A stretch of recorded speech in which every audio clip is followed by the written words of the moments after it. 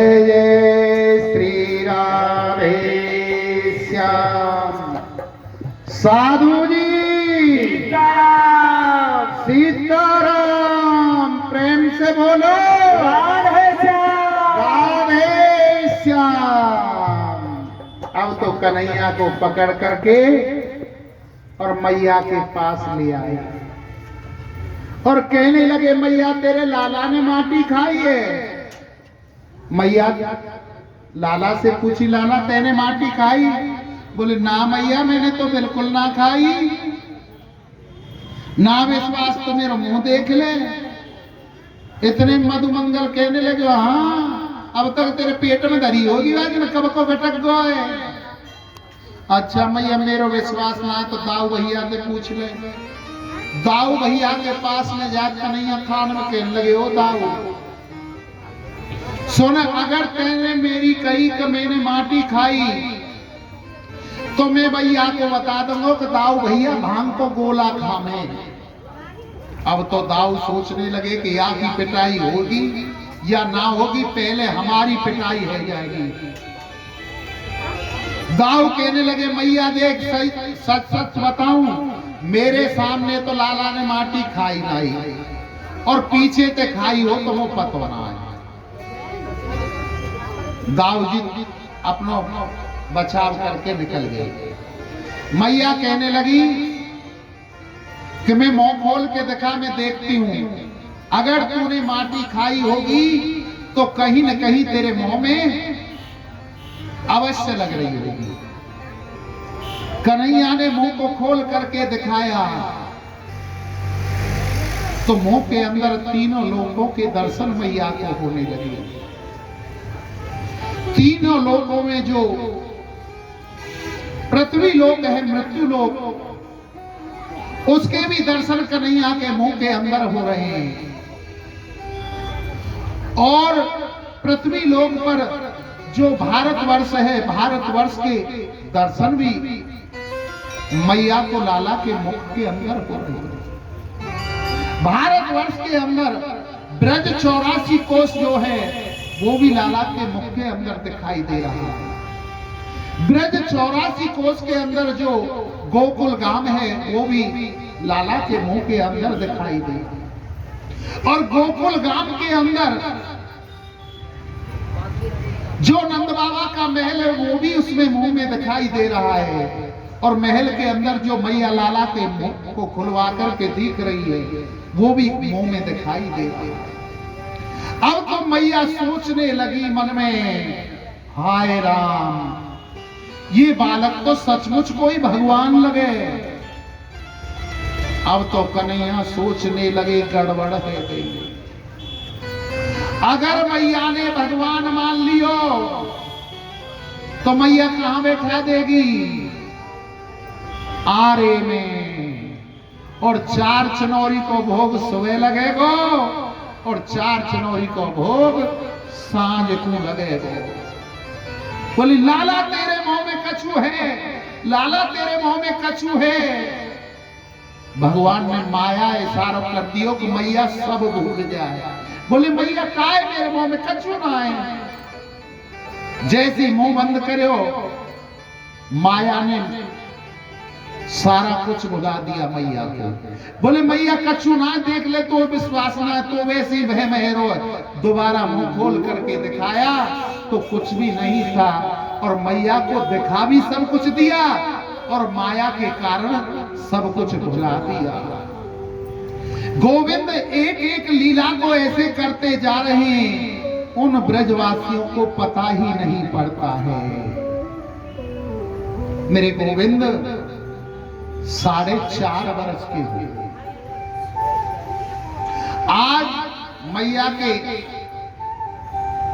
लाला के यशोदा ने रात को सोते टाइम जरा काजल ज्यादा लगा दिया था, और जब काजल ज्यादा लगा दिया, सुबह कन्हैया उठे, उठ करके अपनी आंखों को मीडा तो काजल आधे आधे गालों तक आ गया। पूरे ऐसे लग रहे थे जैसे जगन्नाथ भगवान हो। और कन्हैया उठ करके इधर उधर देखा कि मैया माखन चला रही थी। भक्ति 3 प्रकार की बतलाई है, वाचा, मनसा और कर्मणा। बात कर रही थी मैया अपने आप ही क्या कि अभी लाला उठेगा और मुझसे माखन मांगेगा। तो वाचा भक्ति किसके लिए कर रही है? लाला के लिए। कर्मणा, कर्म क्या कर रही है? लाला के लिए माखन चला। और मन में भाव भी क्या है कि मेरा लाला उठ करके आएगा तो माखन मांगेगा। तीनों भक्तियों लाला के लिए लगा रखी। आपको एक बात बताऊं, नंद रानी के यहाँ पे, नंद बाबा के यहाँ पर 9 लाख गौ थी। तो 9 लाख गौओं की सेवा करने के लिए कितने दास दासियां रखे होंगे? 2-4 हजार तो कम से कम। परंतु मैया यशोदा ने कभी भी अपने लाला की सेवा किसी दास दासी से नहीं कराई थी।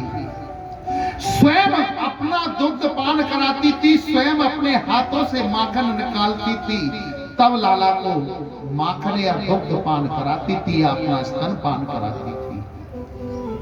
परंतु आज का युग देखो, कोई माता गर्भवती होती है तो घर में काम करने वाली को ले आते हैं, काम नहीं करने देते, बेड रेस्ट पर चले जाते। और जब बालक का जन्म हो जाता है वही काम वाली आया बन जाती है और वो आया उस बालक को बाजार से डिब्बे का पाउडर लाती है और उसे घोल घोल करके बच्चे को पिलाती है। बच्चे के अंदर संस्कार आए तो आए कहां से? संस्कार तो आते हैं मां के दूध से। अब बच्चे को पाउडर का तो दूध पिलाया जा रहा है, संस्कार कहां से आए? पहले जमाने का नियम था, जब लड़ाई होती थी तो कहा जाता था बेटा आजा मां को दूध पियो तो लड़ ले। परंतु अब तो पाउडर को दूध पीने तो लड़े कहां थे? शरीर पर कोट पैंट तो डाल लेंगे 25,000 का और कोई 2 थप्पड़ मार के उतार के ले जाए, ताकत नहीं है। मैया ने कभी भी सेवा अपने दास दासी से नहीं कराई थी, स्वयं करती थी। भक्ति 3 प्रकार की बतलाई, तीनों प्रकार की भक्ति मां कर रही है। कन्हैया उठे और उठ करके देखा कि मैया माखन चला रही है, जाकर के रई को पकड़ लिया और कहने लगे मैया, ओ मैया भूख लगी है, भूख। मैया कहने लगे तारी के भी तेने मोता धोयो ना तो भूख बड़ी जल्दी लगी आई। एक काम कर, छीके पे हुआ कटोर दान में माखन रखे, थोड़ी सी मिश्री ले ले और खा ले जा। कहने लगे ना मैया, अवई को लंगोर, ताजा लंगोर, यही बटकिया को लंगोर। बोले या को तो अभी लिख रही ना तो कैसे भी देते भैया, यही को लेनो। रई को पकड़ के खड़े हैं, दूध को नहीं चलाने दे रहे, दही को नहीं चलाने दे रहे।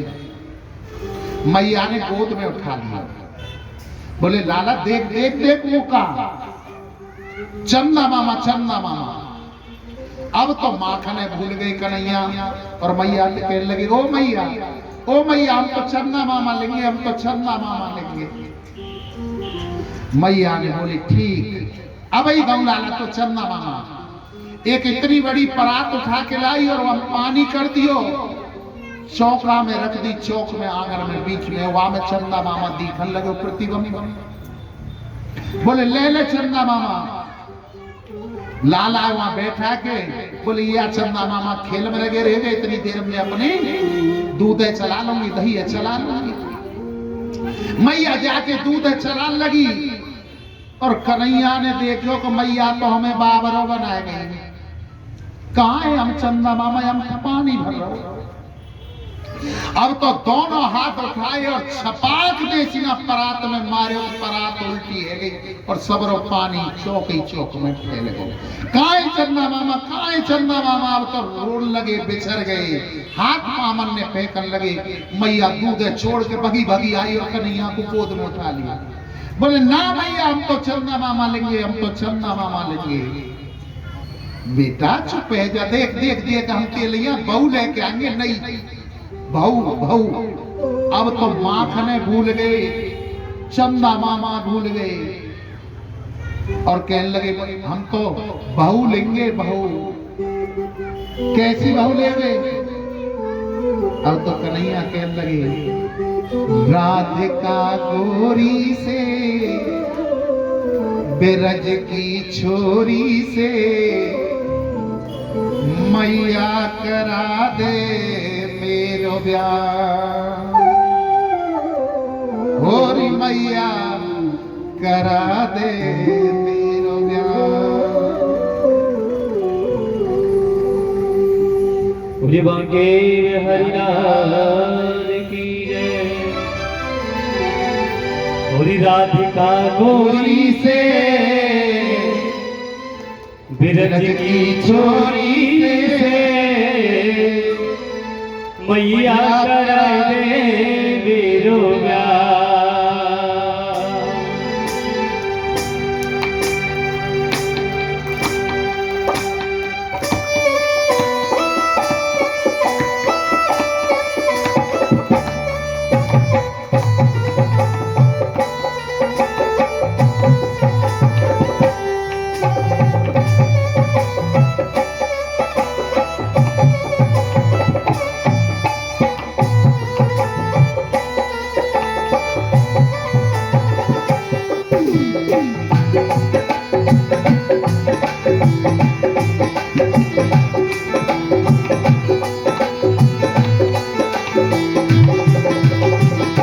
राधिका गोरी से, बिरज की छोरी से, मैया करा दे मेरो ब्याह।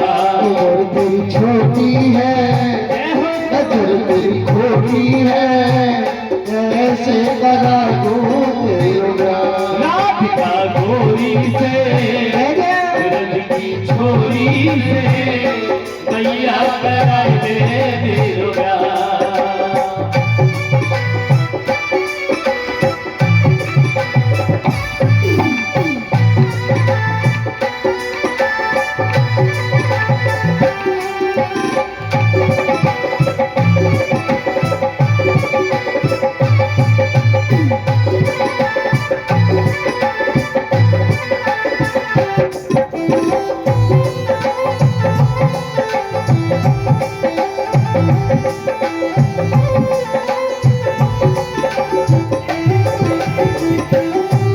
और चंदन की चौकी पे मैया तुझको देखा। चंदन की चौकी पे मैया तुझको बैठा। और अपनी राधिका सोनी माँ चरण तेरे दबनाऊं। अपनी राधिका सोनी चरण तेरे दबनाऊं। और भोजन में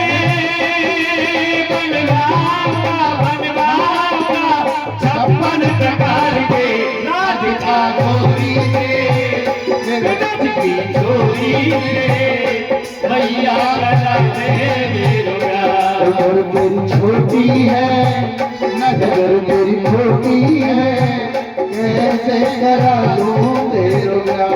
राधिका गोरी से, बिरज की छोरी से, मैया करा दे मेरो ब्याह।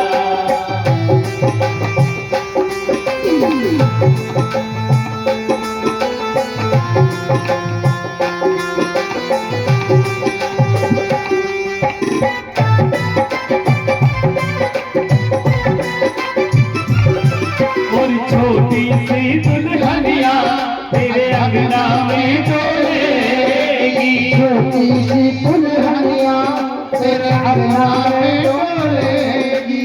छोटी सी दुल्हनिया तेरे अंगना में डोलेगी। छोटी सी दुल्हनिया तेरे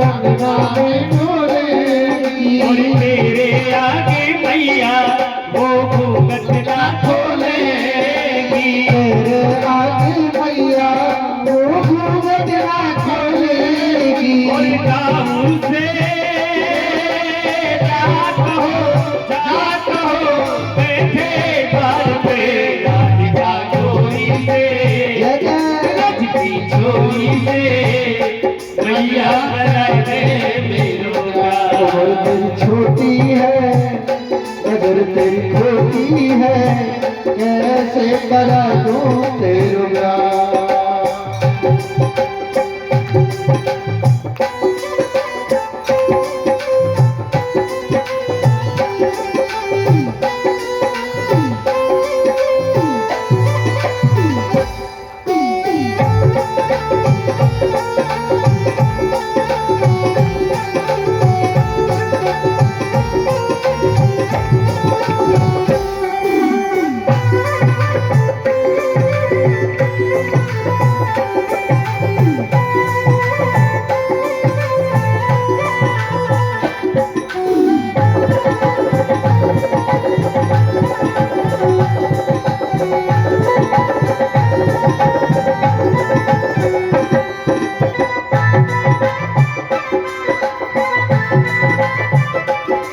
और सुन बाती कान्हा की मैया बेटी मुस्काए। सुन बाती कान्हा की मैया बेटी मुस्काए।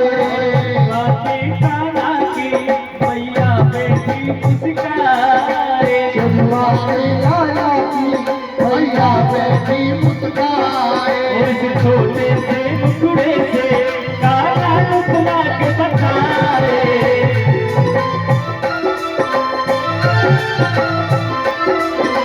छोटे से मुखड़े से कान्हा के बतलाए।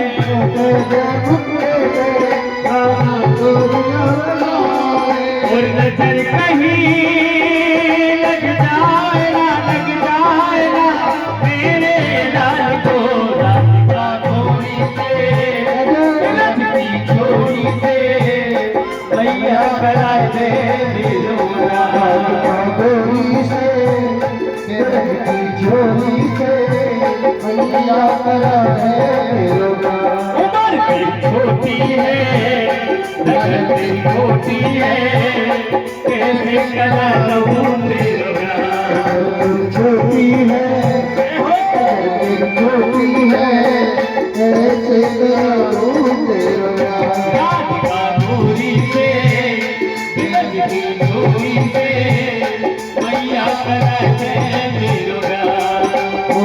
मैया करा दे मेरो बोलो राधा रानी सरकार की जय। जय जय श्री राधे श्याम। साधु जी सीताराम प्रेम से बोलो राधे श्याम। राधे श्याम। मैया ने पूछा अरे लाला यो बता तो कैसी बहू चाहिए। तो लाला कहने लगे मैया हमें ऐसी बहू चाहिए जब हम खेलने के लिए जाए करे ना तो वह बहू है गोद में धन ले जाए करे जेब में धन ले जाए करे और वहां जाके वाके साथ में खेल ले करें निकार के और जब लौट के आवे तो अपनी जेब में धन लावे। अरे तारी को ये तो गुड़िया मांगे रो है। मैया ने गुड़िया दे दी और गोदी में बिठा लिया कि इतने में ही एक गोपी आकर के दासी कहती है मैया तू या लाला के खेल में लगी हुई है वहां दूध बन करके जा रहा है जो बरोसी पर रखा है। जिस समय मेरे कन्हैया का जन्म हुआ था उस समय कोई वस्तु जड़ नहीं थी सब चैतन्य थी। उसने सोचा दूध ने जब कन्हैया अपना पेट मां के दूध से भर लेगा माखन मिश्री से बन लेगा तो हमें तो जल करके मर जाना चाहिए। हमारा जीवन तो वैसे ही है। मैया ने लाला को गोदी से उतारा और कहा कि मैया को दूध प्यारा है पूत प्यारा नहीं है। मैया चली गई दूसरे चौक में उस दूध को उतारने के लिए। कन्हैया ने इधर उधर दृष्टि डाली तो सिल की जो लोड़ी होती है ना वो लोड़ी दिखाई दी। कन्हैया ने लोड़ी उठाई और वह मटकी में जामे मैया दूध चला रही वहां में धेड़ देसी ना मारी और जैसी मारी तो मटकिया फूट गई, हड्डियां फूट गई। अब तो पूरे चौक में दही दही फैल गई। कन्हैया सोचने लगे कि हमने तो सोची खाली ये आवाज करेगी, पर ये तो फूट गई। अब तो मैया पिटाई लगावेगी, छठी के दूध को याद दिला देगी, यहाँ से भगले तो ही फायदा है। कन्हैया वहां से भाग करके दूसरे चौक में चले गए और मैया ने आकर के देखा सारे चौक में दही दही फैली हुई है। एक बार तो मैया बड़ी जोर से हंसी कि देखो जरा सा में इसे गोद से उतार करके क्या चली गई। इसने हड्डिया को ही फोड़ दिया। ये हड्डिया कोई साधारण हड्डिया नहीं थी, दादी सासू मां के जमाने की थी, जिसमें 40 सेर दही एक बार में आया करती थी। परंतु अगर मैं ऐसे ही इसको छोड़ती रही तो एक दिन बिगड़ जाएगा। आज इसको सजा देनी ही पड़ेगी। मैया ने एक छड़ी उठाई, एक रस्सी उठाई और गोविंद को सजा देने के लिए मैया उस चौक में पहुंच जाती है जहां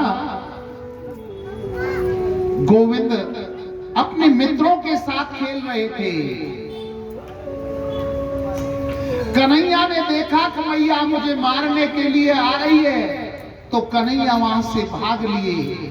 आगे आगे कन्हैया और पीछे पीछे मैया। मैया के बालों में, केसों में जो गजरे लगे हुए थे, उन गजरों में से फूल टूट टूट करके आज चरणों में गिर रहे हैं। तो तीनों लोगों का स्वामी जिस मैया के डर से भाग रहा है, हमें कोई अधिकार नहीं है कि हम मैया के शीश पर रहे। हमें तो मैया के चरणों में होना चाहिए। जब मैया भाग रही, पीछे मैया की सांस चलने लगी, तो कन्हैया ने देखा कि मैया हार गई है। कन्हैया ने पूछा, ओ मैया तू मुझे मारेगी? कन्हैया से मैया कहने लगी, नादारी के तेरी आरती उतारूंगी, रुक जाकर। अब तो कन्हैया जब ये पूछने के लिए मंदे हुए, मैया ने एक साथ तेज दौड़ करके कन्हैया को पकड़ लिया। बोले आज तो बता दूंगी। और जो रस्सी लेकर के आई थी मैया, उससे बांधने लगी। वो रस्सी 2 अंगुल छोटी पड़ जाती है। मैया ने इधर उधर दृष्टि डाला तो 2 हाथ की रस्सी उन्हें और दिखाई दी। वो रस्सी लाकर फिर उसमें जोड़ करके दोबारा से बांधना चाहा तो फिर 2 अंगुल छोटी पड़ गई। वो रस्सी कौन थी? वो रस्सी माता अदिति थी। माता अदिति नहीं चाहती कि मेरा कन्हैया किसी के बंधन में बंधी। मैया को मेहनत करता हुआ देख करके गोविंद सोचने लगे कि मैया बड़ी परेशान हो रही। बोले मैया लामो दे यार रस्सी है। रस्सी का एक छोर लेकर के कन्हैया ने अपनी भाड़ी में बांध दिया। कौन परमात्मा को बांध सकता है? परमात्मा तो स्वयं बंध सकते हैं। ब्रजवासियों का प्रेम ही तो था, और जब तक हमारे जीवन में प्रेम रस नहीं आएगा, तब तक हम पर भक्ति का रस नहीं चढ़ पाएगा।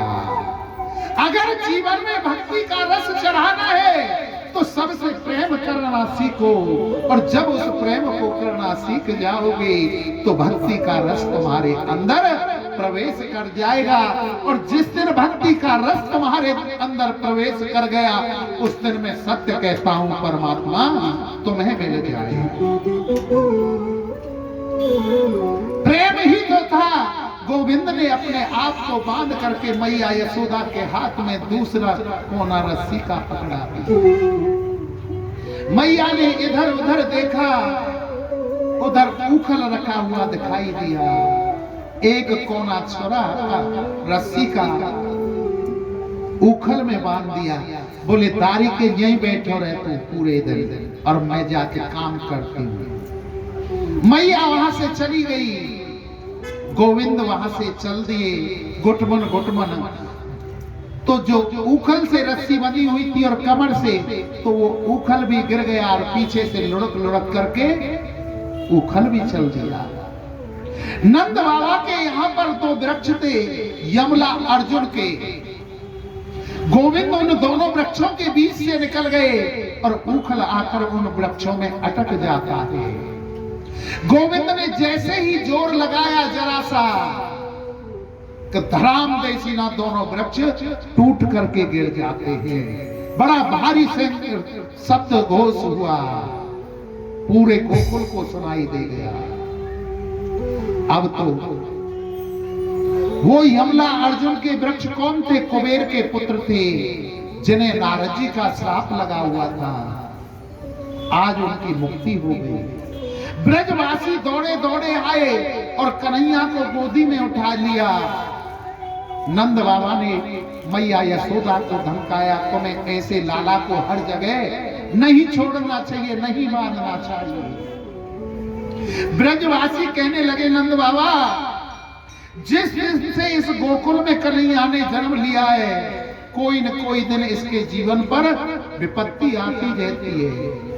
6 दिन का था, पूतना आ गई। 6 महीने का हुआ, तृणावत आ गया, सक्तासुर आ गया। कोई न कोई दिन पर इस पे आता रहता है। हमें इस गोकुल में नहीं रहना है, हमें इसे छोड़ करके चलना है।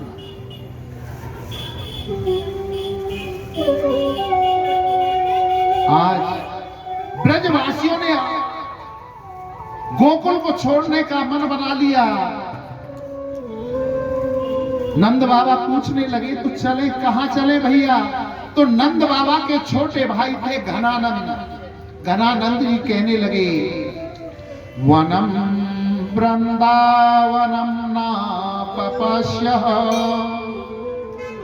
नव काननम गोप गोपी गवासे में पुण्या त्रिव्रत विरोधरम।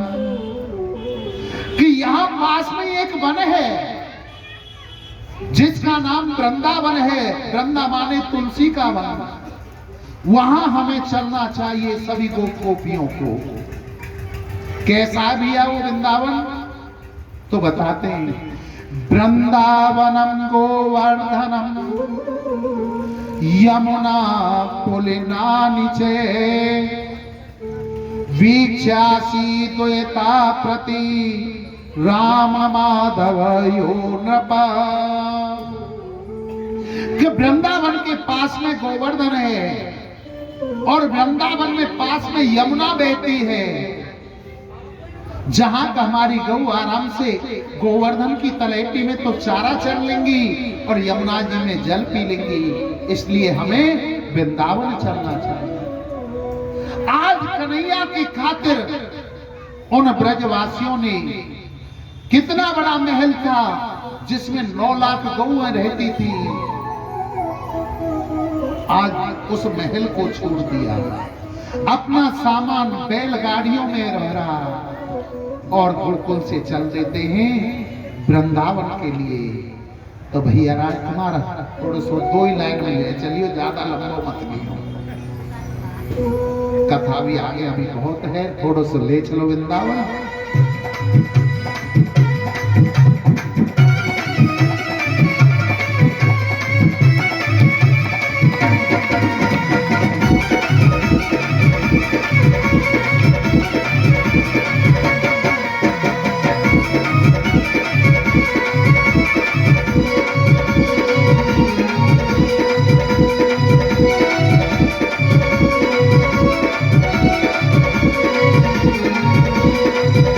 पहुंचे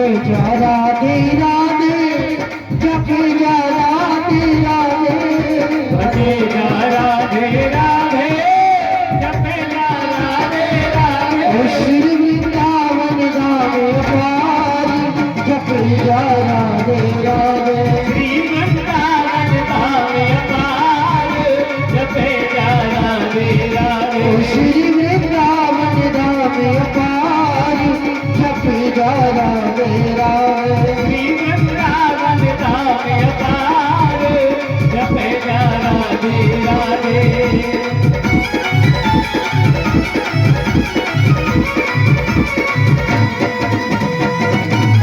राधे राधे हरि बोल।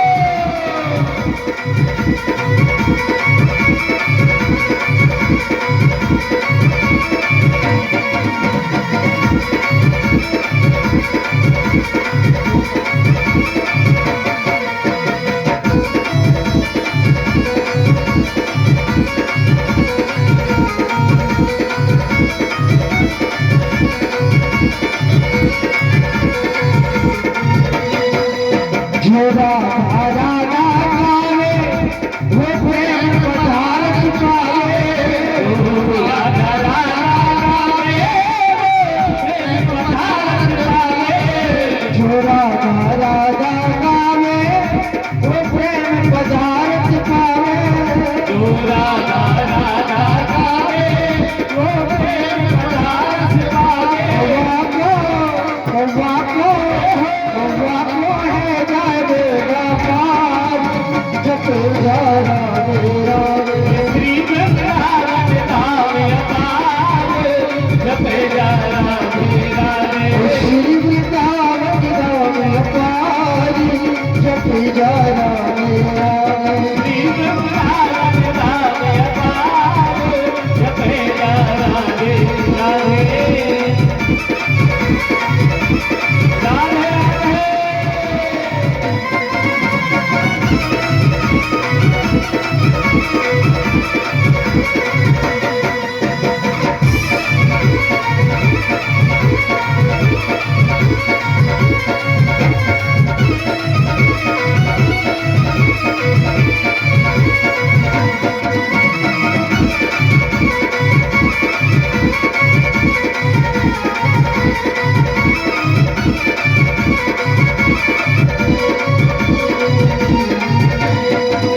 जो राधे नाम का होता रसराई विचारो जो राधे नाम न हो जो राधे नाम न होता रसराई विचारो जो राधे नाम न हो ओ नहीं होता कृष्ण अवतार जपे जा राधे राधे श्री वृंदावन धाम अपार जपे जा राधे राधे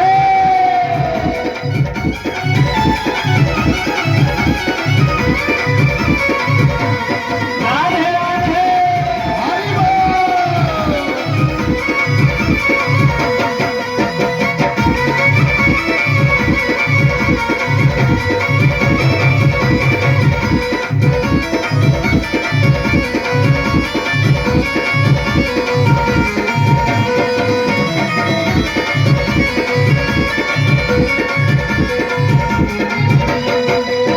ये वृंदावन की लीला मत जानो गुड़ को चीला वृंदावन की लीला जानो गुड़ को चीला ओ ये वृंदावन की लीला मत जानो गुड़ को चीला ये वृंदावन की लीला जानो गुड़ को चीला ओया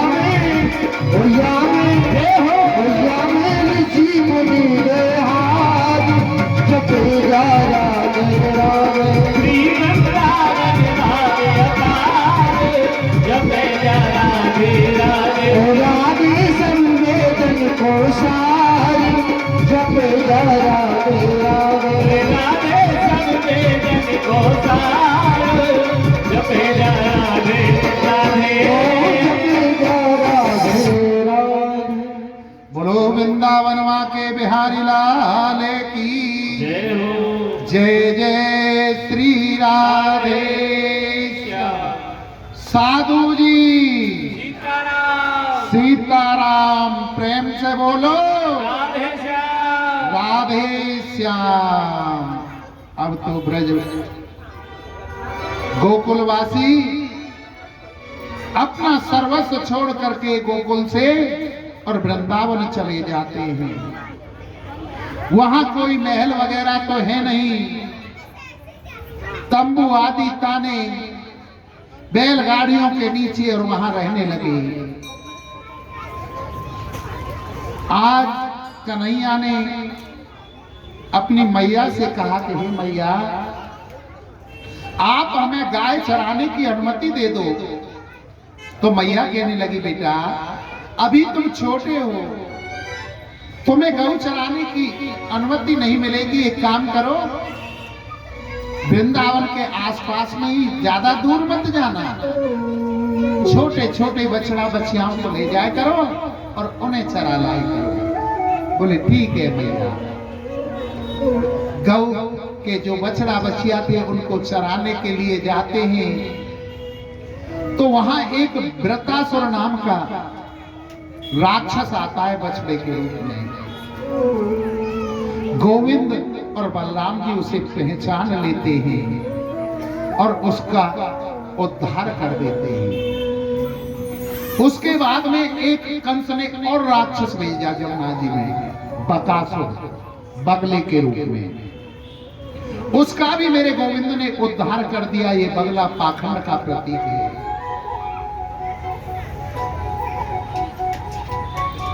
अब अघासुर नाम का एक अजगर था जो बहुत बड़ा था, उसको भेजा। अजगर के रूप में आया अघासुर। कृष्ण अपने मित्रों के साथ में गए कि जो छोटे छोटे बछड़े बछिया थे उन्हें चराने के लिए गए, तो उस अघासुर ने आकर के अपना इतना विशाल रूप धारण कर लिया, किलोमीटर लंबा शरीर बना लिया। नीचे वाला जो फन का हिस्सा था जीव, उसे जमीन से टच कर दिया और ऊपर वाले हिस्से को आकाश की तरफ खोल दिया। जब ब्रजवासी अपने गाय बछड़ों को चराते चराते वहां आए, तो एक मित्र ने दूसरे मित्र से पूछा, अरे लाला जे का है? तो दूसरे ब्रजवासी को पता नहीं था, तुरंत जवाब दे दिया, भैया लाला तो को ना पता जे गुफाए। तीसरों कहने लगे, अरे लाला हमने तो सुनो गुफान में तो संत महात्मा रहते हैं। चौथों कहने लगे, भैया होगी सो देखी जाएगी, चलो संतन के दर्शन ही करें हमें। अब तो दर्शन करने के लिए यहाँ चल दिए और जैसे उस पर चढ़े तो जो सर्प की जीव थी ना, उस पर चलना प्रारंभ किया तो वो तो बड़ी गुदगुदी थी। अरे लाला ये तो बड़ी गुदगुदी है भैया। बोले जो वीआईपी गुफा हो ना, ऐसी गुदगुदी हो, हल्की मल्की मत समझो गुफा को। अंदर प्रवेश किया तो नीचे वाले डाढ़ ऐसे दिखाई देते जैसे सोफा सेट लगा रखे हो सफेद वाले। बोले भैया जे कहा है कि जे भैया सोफा सेट है जो संत महात्मा के दर्शन के आए, जिन माता पे नीचे ना बैठो जाए, भैया पे नीचे ना बैठो जाए, सोफा सेट पे कुर्सी पे बैठो, उनके लिए आए। बोले बहुत वीआईपी कुर्सी गुफा है, जो ऊपर के तांते ऐसे खुंटी की तरह दिखाई दे रहे। तो लाला जे कहा है कि जे भैया होए जो इनके गुफा में संतन के दर्शन के लिए आएंगे तो कोई खाली हाथ तो आवेगो ना। झोला, थैला, बस्ता, पन्नी, कछु साथ में लाएंगे तो उन्हें टांगने के लिए हैंगर भी तो चाहिए कहीं। ये हैंगर है, खुट्टी है, इन पे अपना सामान भाई बहुत बढ़िया भी आई गुफा है। सारे मित्र प्रवेश कर गए और कन्हैया बाहर खड़े। कन्हैया सोचने लगे कि जब मेरे मित्र ही प्रवेश कर गए हैं काल के मुख के अंदर, ये सर्वस्व मुझे अपना मानते, इनके मन में जरा भी छल कपट नहीं है और मैं किन्हें प्राप्त होता हूं। निर्मल मन जन सो मोहि पावा, मोहि कपट छल छिद्र न भावा। परमात्मा मिलते ही उसको जिसका निर्मल मन होता है, जिनके मन में जरा भी छल कपट नहीं होता। इन ब्रजवासियों के मन में जरा भी छल कपट नहीं है। ये सर्वस्व मुझे मानते हैं और आज ये काल के मुंह में चले गए। इन्हें नहीं पता कि ये गुफा नहीं है, अजगर का मुंह है। जब मेरे मित्र ही चले गए तो मैं ही यहाँ कहा करूंगा। गोविंद भी प्रवेश कर जाते, और जैसे ही गोविंद ने प्रवेश किया तो उस अजगर ने अपने मुंह को बंद कर लिया। जैसे ही अजगर ने मुंह को बंद किया है, सब बाल बाल मूर्छित हो जाते हैं। जब मेरा गोविंद, मेरा परमात्मा सुई के जैसा छोटा हो सकता है, तो राई के जैसे, पहाड़ के जैसे बड़ा भी हो सकता है।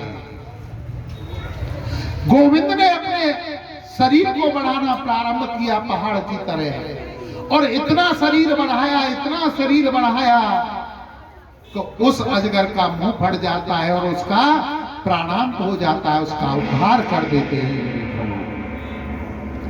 प्राणमयी मुरली को बजाया, और जैसे ही प्राणमयी मुरली को बजाया तो सभी ब्रजवासियों को होश आ जाता है।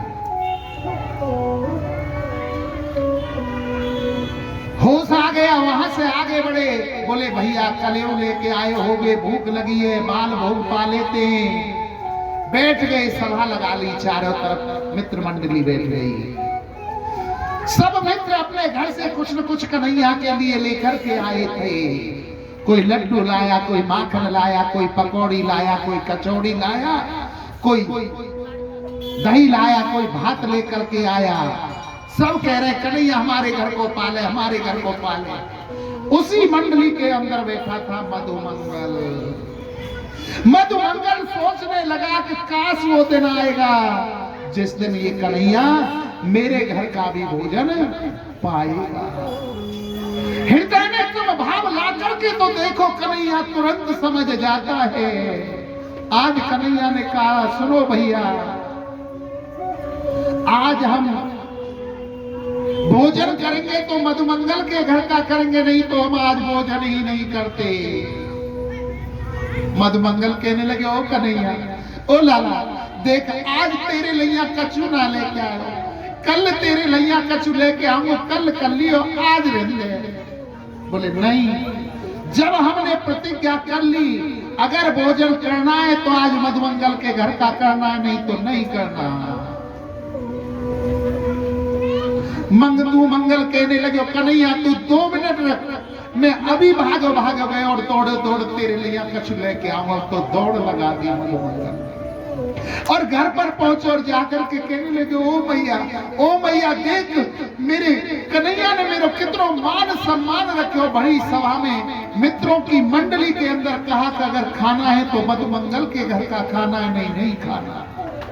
अगर कछु हो तो मैया दे दे। मधुमंगल की वाणी सुन करके आज प्रोहितानी अम्मा के नेत्रों से अश्रु बहने लगे। कहने लगे बेटा तुम्हें तो पता है घर में कुछ नहीं है, अभी किसी के यहाँ पर ठाकुर की सेवा करने जाऊंगी, पूजा करने जाऊंगी, जब वहां से सीधा मिलेगा तब आकर के भोग बनाऊंगी, तब ठाकुर जी का भोग लगेगा। बोले मैया कछु तो दे खाने के लिए यहाँ। बेटा कछु नहीं है, देख परसों की कढ़ी रखी है छीके पे। मधुमंगल ने जाकर के उस कढ़ी को देखा तो देख करके मन भी खट्टा हो गया, क्योंकि खटास आ रही थी उसमें से। 3 दिन की खट्टी कढ़ी थी। मधुमंगल ने सोचा कुछ तो लेकर के चलना है, आज उस कढ़ी को लेकर के मधुमंगल चल दिया। और जब रह गया कुल 2 खेत दूर, तो एक झुंड के पीछे खड़े होकर के सोचने लगा कि मेरा कन्हैया कितना कोमल है, वो तो माखन मिश्री खाता है, मैं इस 3 दिन की खट्टी कढ़ी को कैसे उसे खिलाऊंगा। अगर मैं इसे कहीं छुपाता हूं तो इतना नटखट है कि वो ढूंढ लेगा। एक काम करता हूं, न रहेगा बांस न बजेगी बांसुरी, मैं ही इस खट्टी कड़ी को खा जाता हूं, जब ये खट्टी कड़ी बचेगी न कन्हैया खाएगा। आज मधुमंगल उस खट्टी कड़ी को स्वयं ही खाने लगता है कि इतने में श्री धामा की नजर मधुमंगल पर पड़ जाती है और श्री धामा कहने लगा, अरे मित्रों देखो, मधुमंगल झुंड के पीछे कुछ खा रहा है। सारे ब्रजवासी दौड़ करके मधुमंगल के पास आते हैं। कन्हैया ने देखा कि ये खट्टी कड़ी को मेरी वजह से खा रहा है। आज कन्हैया ने उस पर से मटकी ले ली और उस खट्टी कड़ी को चाटने लगे। ये सब क्या था? ये सब प्रेम था ब्रजवासियों का। अगर ऐसा प्रेम हमारा परमात्मा के प्रति हो जाएगा तो वो परमात्मा हमसे भी दूर नहीं रह पाएगा, हमको भी प्राप्त हो जाएगा। ब्रह्मलोक से ब्रह्मा जी देखने आए, जब झूठी कड़ी को खाते हुए देखा तो ब्रह्मा मन में सोचने लगे कि ये परब्रह्म परमात्मा नहीं हो सकता। गायों को चुरा लिया, मित्रों को चुरा लिया और ब्रह्मलोक को ले गया। कन्हैया ने देखा कि मेरे गाय बछड़े नहीं है, मेरे मित्र नहीं है। रोने लगे कन्हैया। ध्यान लगा करके देखा कि ब्रह्मा जी ले गए तो प्राण वही मुरली को बनाया और अपने शरीर से यथावत वैसे ही बाल बाल गोपाल कृष्ण गाय बछड़ा बना दिए और साल भर तक ये क्रम चलता रहा। साल भर पीछे ब्रह्मा जी पुनः देखने के लिए ब्रज में आते हैं तो ऐसे ही ग्वाल वाल सखा सब पाते हैं और गोविंद ब्रह्मलोक पहुंच जाते हैं और द्वारपालों से कह दिया कि आजकल बहुत बहरूपिया घूमते हैं, मेरी तरह का अगर कोई ब्रह्मा आए तो उसे अंदर मत करने देना। ब्रह्मा का रूप बन के गोविंद वहां बैठे। ब्रज लोक में जब घूम करके गए ब्रह्मा जी ऐसा ही सब कुछ पाया, अपने ब्रह्मलोक में प्रवेश करने लगे तो द्वारपालों ने रोक दिया। ओ बहरूपिया रुक जा, तो जैसे बहुत बहरूपिया डोलते। बोले मैं बहरूपिया नहीं हूं, मैं ब्रह्मदेव हूं, यहाँ का स्वामी। कि यहाँ के स्वामी तो अंदर बैठे। ब्रह्मा जी ने ध्यान लगा करके देखो तो अंदर तो टेढ़ी टांग वालों मुरली वालों बैठे हुए। बोले और चुरा ले हमारी गाय बछड़ा ने, और चुरा ले हमारे मित्र ने। अब ले ले अपने ब्रह्मलोक के कैसे ले गए, अपने ग्वाल वालों के ही बचा ले। ब्रह्मा जी ने 40 मंत्रों में क्षमा याचना मांगी, परंतु मेरे प्रभु ने क्षमा नहीं किया। ब्रह्मा जी को चुपचाप अपने मित्रों को सखाओं को लेकर के आ गए। श्री सुखदेव जी महाराज वर्णन करते हैं,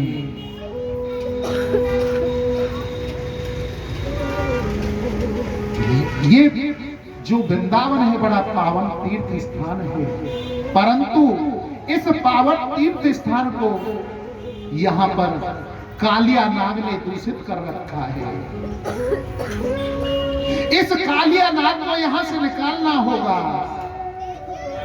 अगले दिन अपने मित्रों से कहा कि हे मित्रों, हे सखाओ, आज गौ चराने की, बछड़ा चराने की छुट्टी। जैसे बालकों की छुट्टी होती है ना रविवार की, संडे की, ऐसे ही आज हमारी गौ चराने की छुट्टी। बोले भैया फिर क्या करेंगे? तो गेंद बल्ला खेल में चलेंगे। श्री धामा कहने लगे भैया रेशम की गेंद तो हमारे डोरे है। बोले चिंता मत कर कन्हैया, बोले चंदन को बल्ला में डोरे। बोले चलो चलो, कहाँ खेलेंगे? वो गंगा जी के किनारे पे जो मैदान पड़े हो ना वहां। बोले वहां ना जाएंगे भैया, वहां तो कालिया नाग रही है। हमारे बाबा परबाबा दादी परदादी ने कोई लाखों गौ दान करी, बरसों तपस्या करी, जब हम हमारे माँ बाप ने प्रकट भई हम ना जाएंगे। बोले चिंता क्यों करो, हम जमुना जी को खेलेंगे, दूर खेलेंगे। बोले ठीक है तो चलो।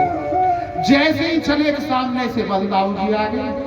बलराम भैया बोले अरे लाला कहाँ जा रहे हो? बोले गेंद बल्ला खेलने का, हम चलेंगे।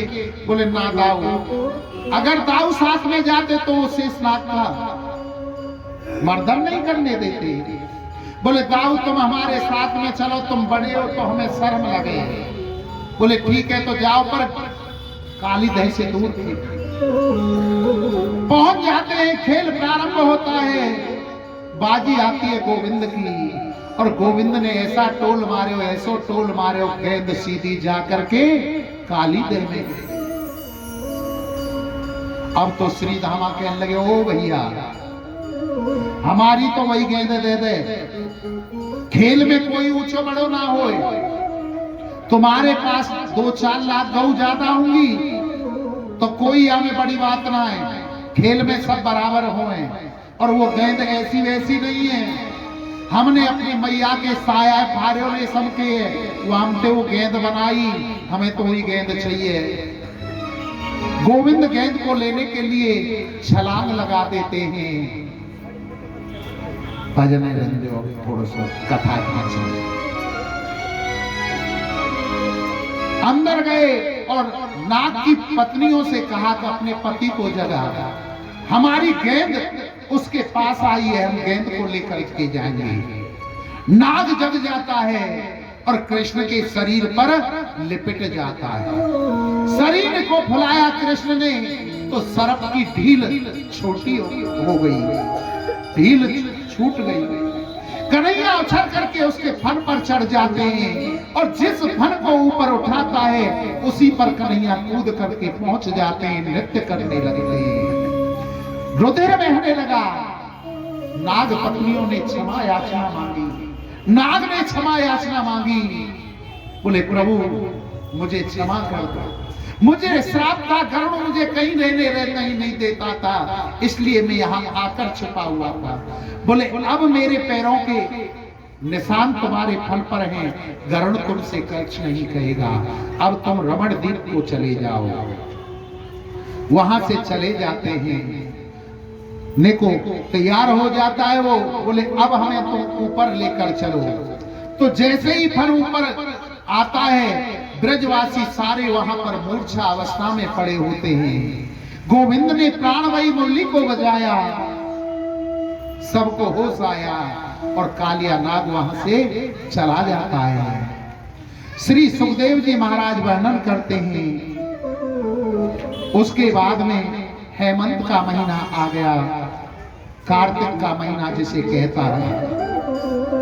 हेमंत प्रथम मास नंद्र ब्रज कुमारिका, चहुर विषम भुंजा कात्या ये न च व्रतम। सभी ब्रज 84 कोस के अंदर की कन्याएं सुबह 4 बजे उठती हैं और यमुना जी में जाकर स्नान करती हैं और वहां से कात्यायनी माँ के मंदिर जाती हैं और कात्यायनी माँ के सामने प्रार्थना करती हैं। कात्यायनी महामाये महायोगिन धीश्वरी, नंद गोप सुतम देवी पति में कुरुते नमः। इति मंत्रस्य जपस्तस्था पूजाम चक्रो कुमारिका। कि हे कात्यायनी माता, हम तुम्हारी पूजा करते हैं, तुम इस जगत की स्वामिनी हो, आप हमें जो नंद का छोरा है, नंद गोप सुतम, नंद का जो बच्चा है, लड़का है, छोरा है, वो हमें पति के रूप में प्राप्त हो जाएगा, ऐसी प्रार्थना करती है। परंतु वो जो स्नान करने जाती है उस समय 2 अपराध करती है, लौकिक और धार्मिक उपाय। धार्मिक अपराध और लौकिक अपराध, वो नग्न होकर के जल में स्नान करती हैं। गोविंद ने सोचा अगर मैं इन गोपियों से कहूंगा तो कहेंगी हाँ हाँ देखी चुप हो जा, प्रत्यक्ष रूप में इन्हें समझाना होगा। अगले दिन 3:30 बजे गोविंद उठते हैं, और चीर घाट पर पहुंच जाते हैं जहां गोपियां स्नान करने के लिए यमुना जी पर आती थी। जैसे ही वस्त्र उतार करके यमुना जी में गोपियों ने प्रवेश किया तो कन्हैया ने उनके वस्त्र चुराकर कदम पर चढ़ गए। गोपियों ने अपने वस्त्र नहीं देखे, किनारे पर पीरी फटाई, ध्यान लगा करके देखा तो कदम के वृक्ष के ऊपर वस्त्र दिखाई दिए। बोले कन्हैया हमारे वस्त्रों को दे दो। बोले अपने आप आकर के ले जाओ। बोले हम ऐसी अवस्था में हैं कि हम जल से बाहर नहीं आ सकती। तो कन्हैया ने कहा देवियों, मैं यही शिक्षा तुम्हें देना चाहता था कि तुम दो अपराध करती हो।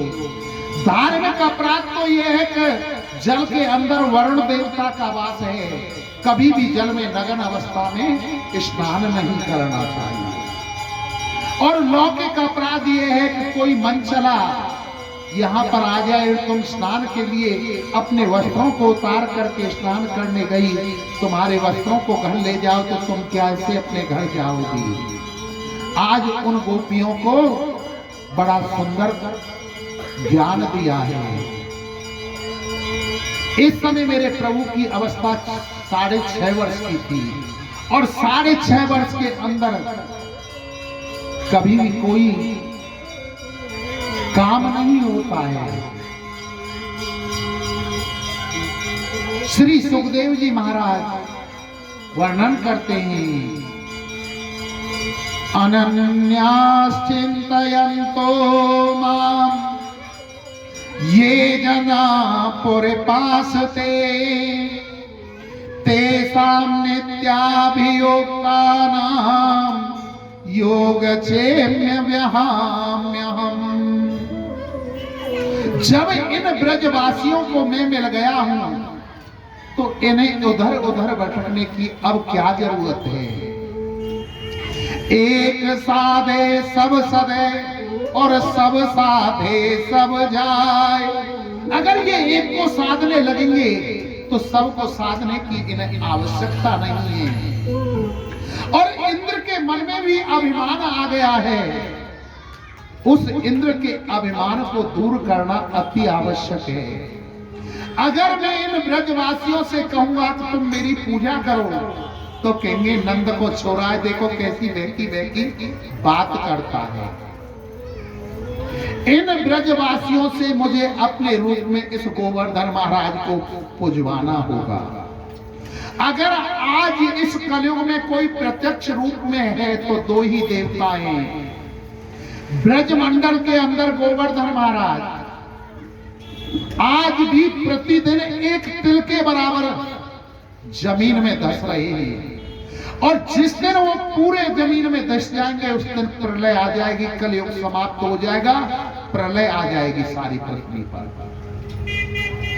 दूसरा, दक्षिण भारत में तिरुपति बालाजी महाराज, हनुमान जी महाराज, हनुमान जी भी प्रत्यक्ष रूप में है।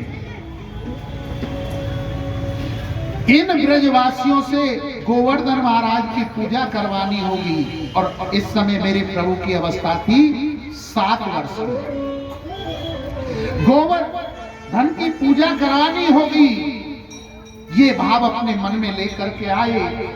गोविंद उठे और मैया के पास रसोई में गए। रसोई में से बड़ी महक उठ के आ रही थी। मैया ने कहा लाला दूर दूर दूर जय जय।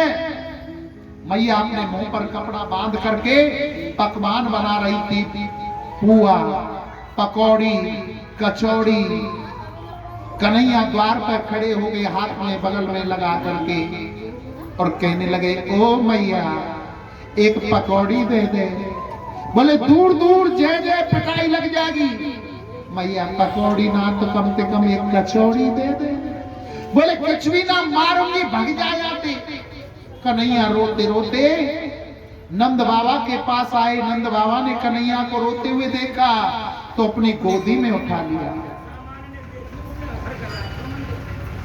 गोदी में उठा लिया। बोले क्या बात है, क्यों रो रहा? देख बाबा, मैया पकौड़ी बना रही, कचौड़ी बना रही, पुआ बना रही, मैंने मांगी, कछ भी ना दी, मानने की गई और कह रहे।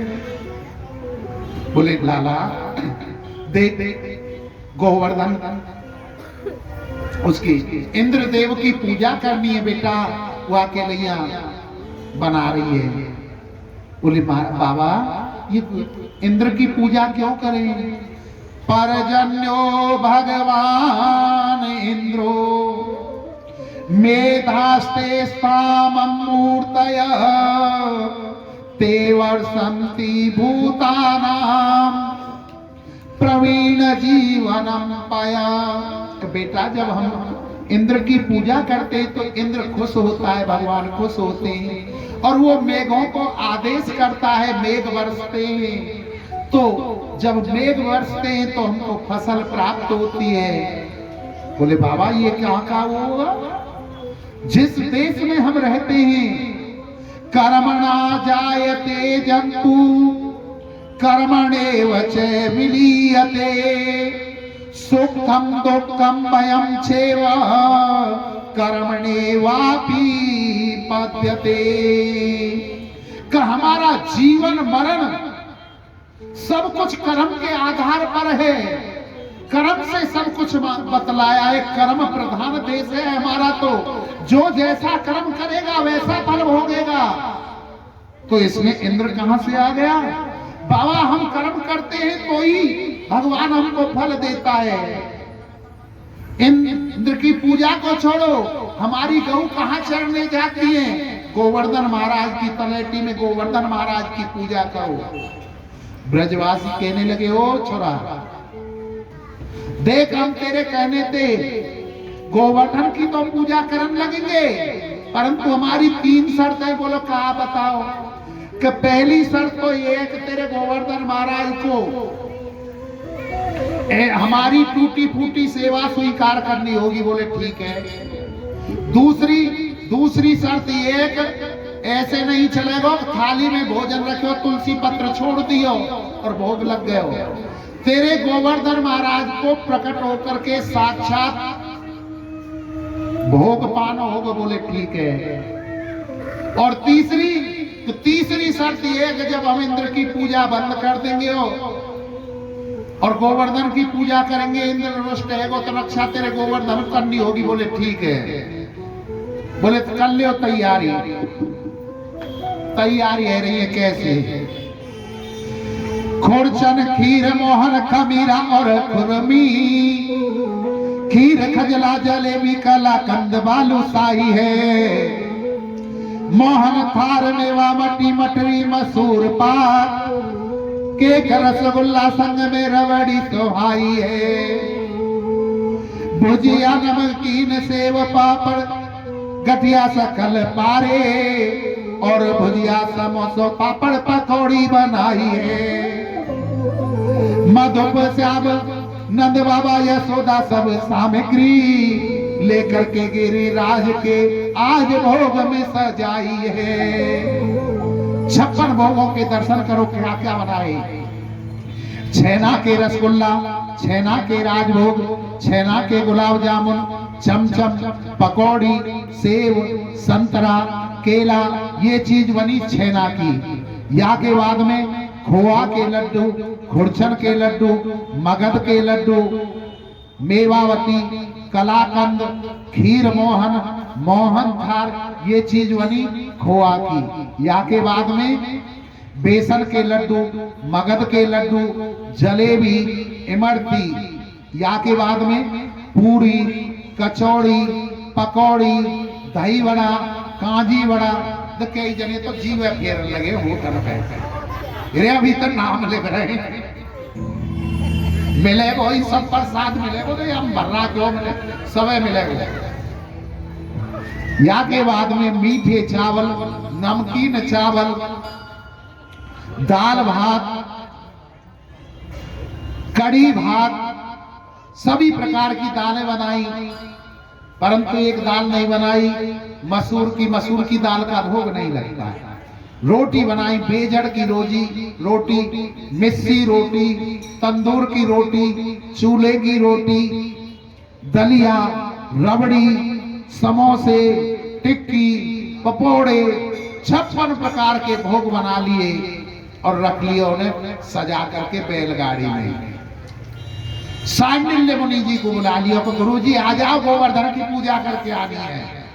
अब तो भैया वहां हमारे चेला चंगी लाल की बहु मुन्नी बाई बिछड़ गई। ना मानूंगी, ना माने मेरे मनुआ में तो गोवर्धन को जाऊंगी मेरे वीर। चंगी लाल तो कैसे कह रही है भैया बताइयो मुन्नी बाई? होरी माने मेरो मनवा, होरी सखीरी नाय माने मेरो मनवा। होरी मैं तो गोवर्धन को जाऊं मेरे वीर, हरि नाय माने मेरो मनवा।